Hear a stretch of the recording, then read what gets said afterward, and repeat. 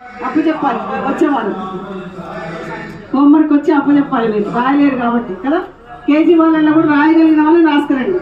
Very good. రాయగలిగిన వాళ్ళందరూ రాసుకొని రండి. 1, 2 తరగతుల పిల్లలు రాయలేని వాళ్ళు అప్పచెప్పాలి. అది మీకు హోంవర్క్. ప్రతి వారం మీకు హోంవర్క్ ఉంటుంది. అర్థమైందా? అట్లా బాగా బైబిల్ అంతా నేర్చుకోవాలి. మీరు బాగా బైబిల్ నేర్చుకుంటే బైబిల్ బాగా నేర్చుకుంటే జ్ఞానం బాగా వస్తుంది.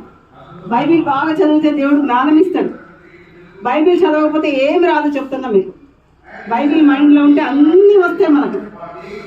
ఇశ్రాయేల్ ప్రజలు దేవుని ప్రజలు, వారికి ధర్మశాస్త్రం అంతా మైండ్లో ఉంటుంది.